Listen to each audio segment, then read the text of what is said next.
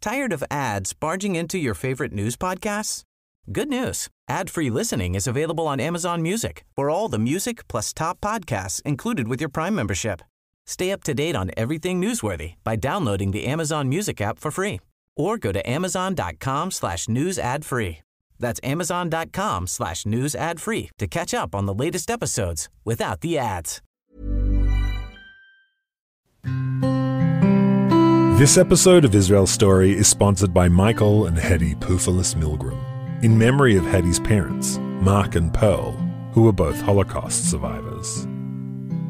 Mark Poufalis from Krakow and Pearl Herskovic-Poufalis from Czechoslovakia were beacons of hope and resilience for their daughters, Hedy and Marlene, and for their 6 grandchildren. They built a home steeped in Jewish values, traditions, and customs, spent their time in service of others, in their synagogue and community, and helped thousands of people mark the sweet and special moments of life through Pearl's amazing pastries and cakes.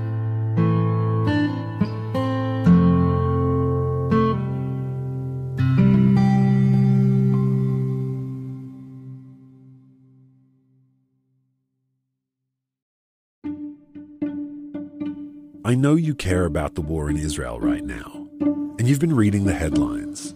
Massacre in Gaza, genocide perpetrated by Hamas. No, by Israel. But if you've been following long enough, you know one thing. This stuff seems complicated. And honestly, no one can really just pick a side or decide an opinion without really learning, without really knowing what you're talking about. And that's why I wanted to tell you about this podcast. Check out Unpacking Israeli History, now in its 6th season. They have episodes with topics ranging from what is Hamas anyway, to whether Israel should ransom captured soldiers, and the history of Israel and its disengagement from Gaza in 2005. Unpacking Israeli History cuts through the noise and helps you understand Israel's present through understanding Israel's history. So, educate yourself. Learn the history behind the headlines. Find Unpacking Israeli History wherever you listen to your podcasts.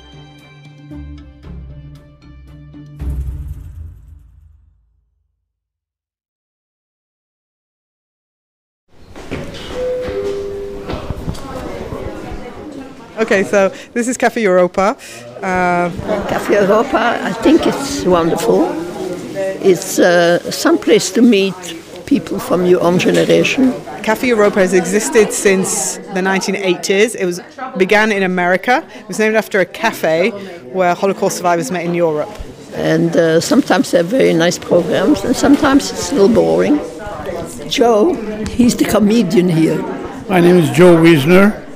What's the draw for you? They have some good-looking women here. The food is okay also. My original name is Monique because I come from France. I am also a Holocaust survivor. You are? I am, yes.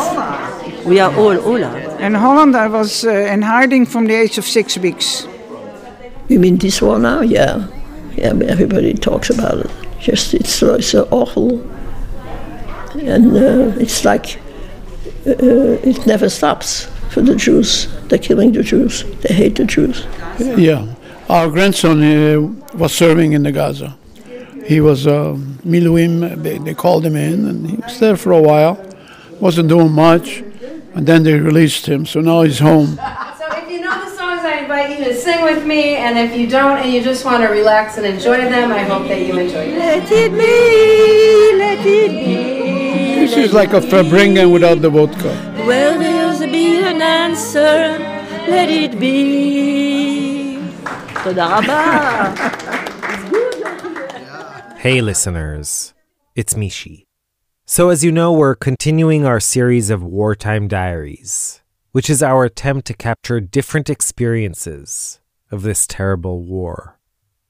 The horrific stories of October 7th reminded many people of the darkest chapter in Jewish history, the Holocaust. And indeed, there have been as many comparisons to the Shoah as there have been critiques of those comparisons. There are about 130,000 Holocaust survivors living in Israel today, Just under 10,000 live in Jerusalem, and many of them participate in the Jerusalem Foundation's Café Europa.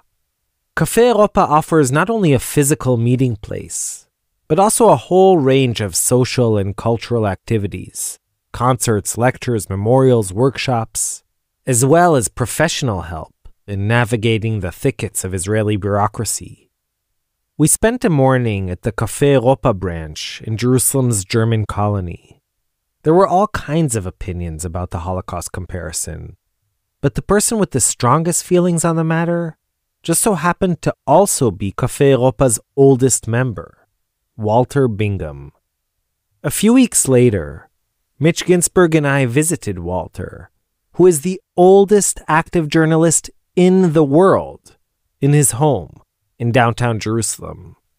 Walter greeted us at the door, welcomed us in. Hello, Walter. Nice to meet you, Mishi. Who? Mishi Harman. Hi. Hello, my name's Mitch. Hello. Are you the boss there? And started by giving us a tour of his study. This one here is in his president's home. This is King George VI, Buckingham Palace. A bravery award from World War II. Montgomery's signature here is from 1944. This is the highest French honor the French can give anyone, Légion d'honneur. You French? No. No. And there are two here which are Guinness World Records, the oldest working journalist in the world and the oldest working radio commentator, show host. This one is honorary. Actually says I'm a black belt Krav Maga. Ah, are you a black belt? No, I'm not a black belt. I am no belt. I'm Walter Bingham, and a week or two ago I celebrated my 100th birthday, which means I'm now in my 101st year of life. I feel good. On a good day I feel like 40, on a bad day like 50, and today is a good day. And Walter, I know that it's an impossible task to summarize 100 years in a short answer, but can you tell us a little bit about where you were born and sort of the story of the stations of your life? Well, I was born in Germany, obviously 100 years ago, which was 5th of January, secular date, 1924. And at age 6, I started going to school, which was before. That was Weimar Republic. And for 3 years, I went to school before Hitler came to power. And that was okay. You know, I got the ball like everybody else in school. We didn't have a Jewish school there. And then Hitler came to power and everything changed. Of course, the children that I went to school with, their parents were the people who voted for Hitler. So obviously they were indoctrinated. And life at school was very tough.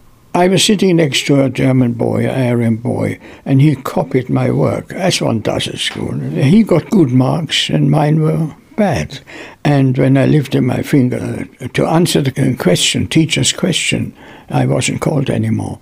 Because I'm not saying I was right, but he couldn't take a chance that the Jew knew something. And so it went on, and eventually I had to sit in the back of the class, and you know what kind of sign that gives. That means do with me what you like, and they did. Then we were thrown out of school because they couldn't expect the Aryan children to have to sit with a Jew in the class. And that was the kind of atmosphere. And at 15 and a half, I left with a Kindertransport. Some went to foster parents, others went to hostels. The lucky ones had mishpacha, and that they had a family. And I went with a religious Zionist youth movement. To the English countryside? Yeah. And I went in the British Army. I was 4 years a soldier. You see, a British soldier went into the army because he had to. He was called up, he has to go, or he wants to fight for his country.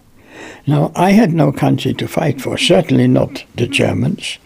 And I've only just come to England, not all that many years before, so not my country. To this day, not my country. And our motivation was not to fight for a country, it was fight against the Nazis. So therefore, we refugees did a lot more risky things. I mean, what I did is small to compare to what some others did behind the lines.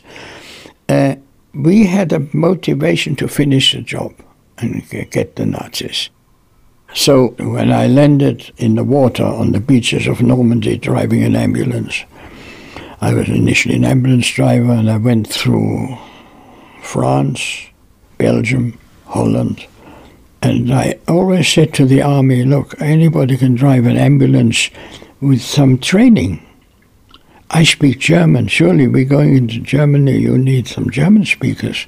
And eventually, just before a very big battle that was disastrous for Britain bridge over the river Rhine in a place called Arnhem in Holland, just before that they transferred me. Otherwise I wouldn't be here, because I know myself. I would have gone where the shit was flying, excuse the language. I would have gone where the action was.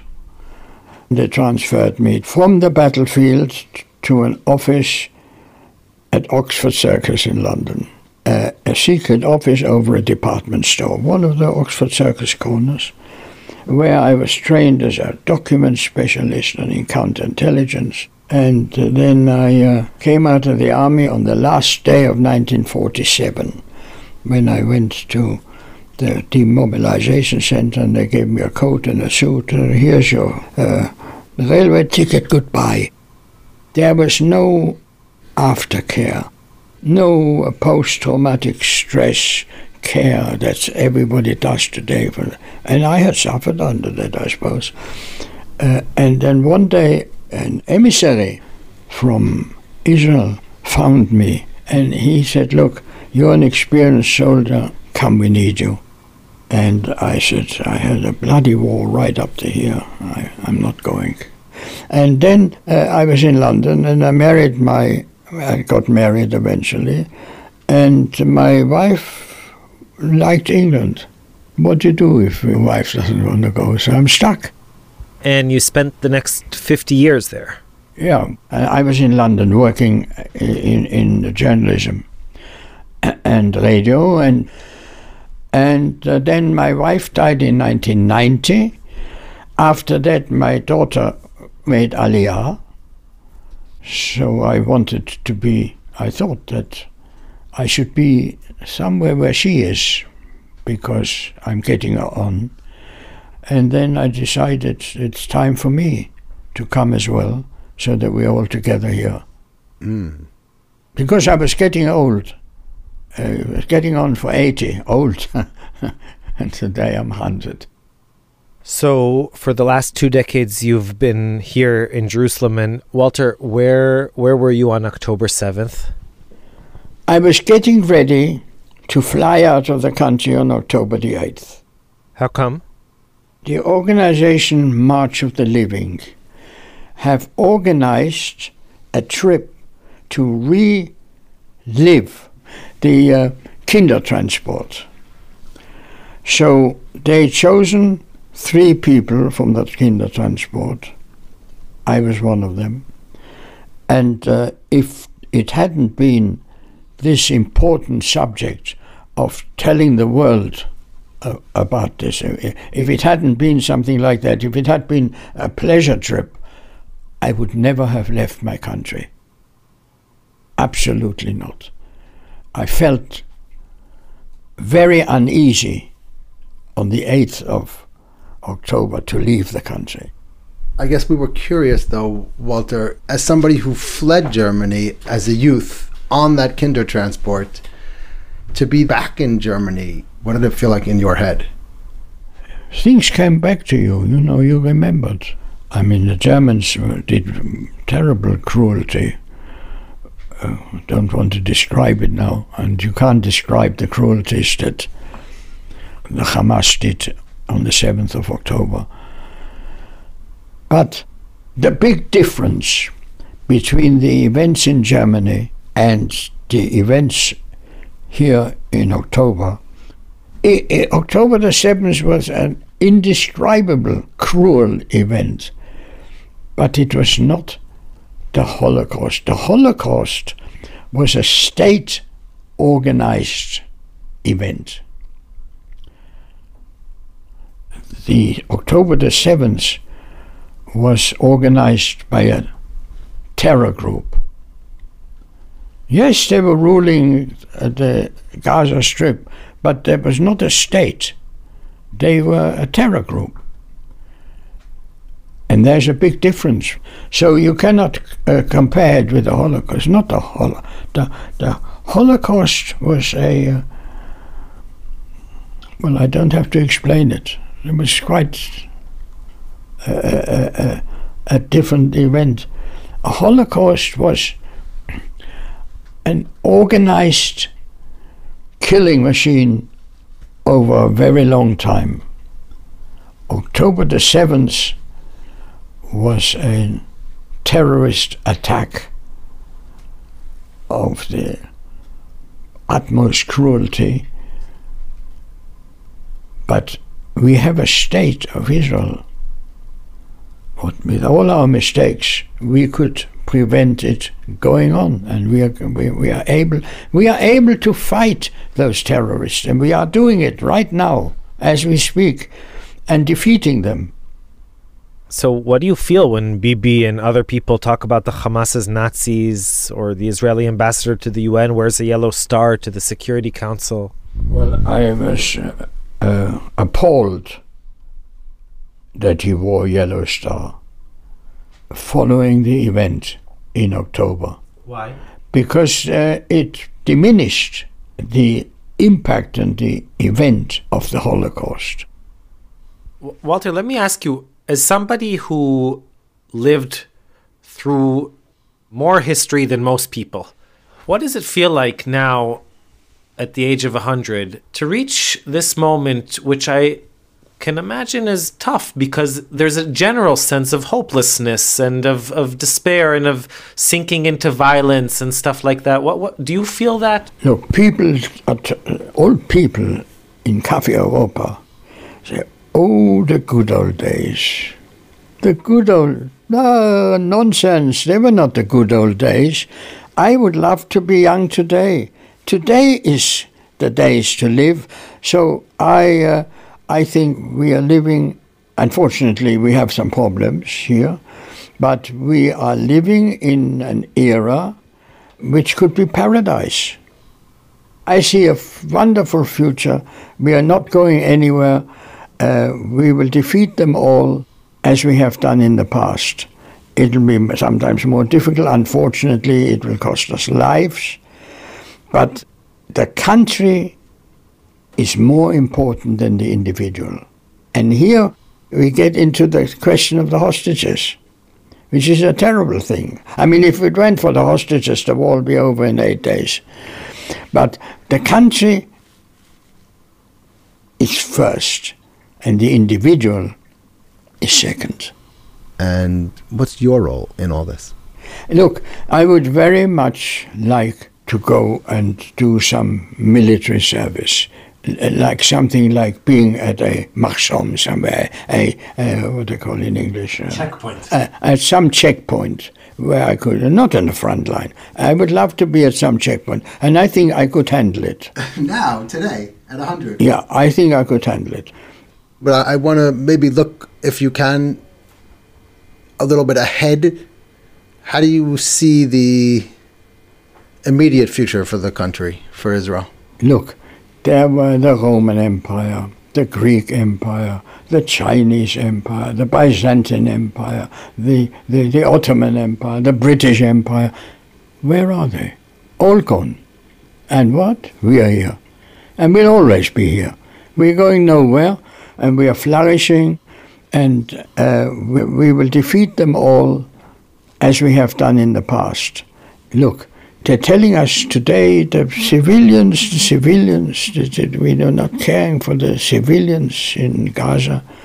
I remind them of Hiroshima, Nagasaki, Dresden. 1,000 bombers in 2 days dropped 3,000 bombs, including incendiaries, and burned half the population of Dresden in Germany. And Nagasaki and Hiroshima, there were no terrorists there. The soldiers were on the front and the women and children were at home. There were no terrorists there. And you didn't care about civilians. Don't tell us. And I hope that both President Herzog, Prime Minister Netanyahu, Defense Minister Yoav Gallant will have told Anthony Blinken, the American, where to get off. Don't interfere with us. La la la, la la la la, la la la, la la la, la la la la, שתישאר צעיר לנצח. La la la, la la la la, la la la, la la la, la la la, שתישאר צעיר לנצח.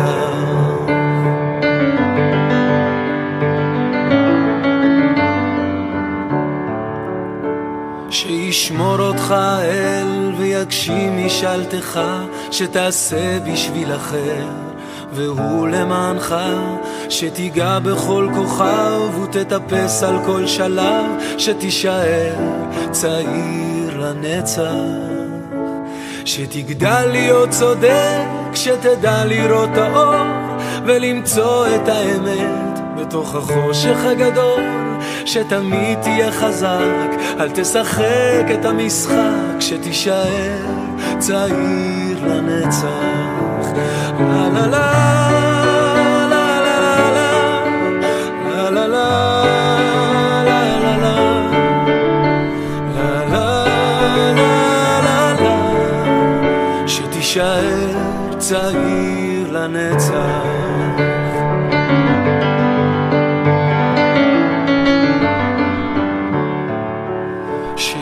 ידיך עסוקות וצעדיך מהירים, שיהיה ביתך יציב מול רוחות השינויים, שבלבך תהיה שמחה, שישירו את שירך, שתישאר צעיר לנצח, שישמור אותך אל ויגשים משאלתך, שתעשה בשביל אחר והוא למענך, שתיגע בכל כוכב ותטפס על כל שלב, שתישאר צעיר לנצח. לה לה לה, לה לה לה, לה לה לה, לה לה לה, לה לה לה, שתישאר צעיר לנצח. לה לה לה,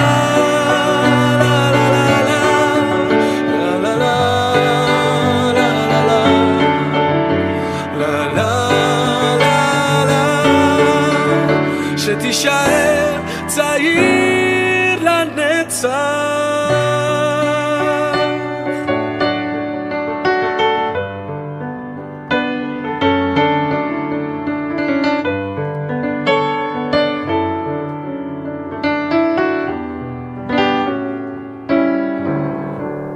Walter, are you afraid of dying?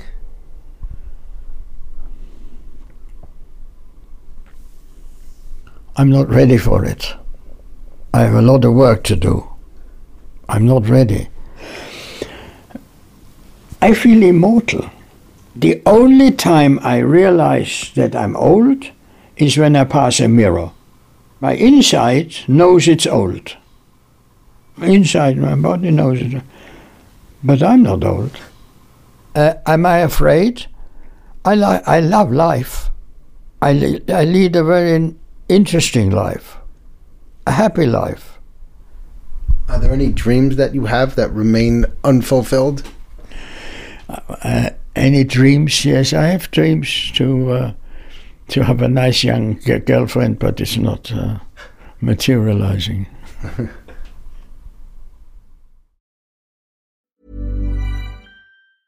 Tired of ads barging into your favorite news podcasts? Good news. Ad-free listening is available on Amazon Music for all the music plus top podcasts included with your Prime membership.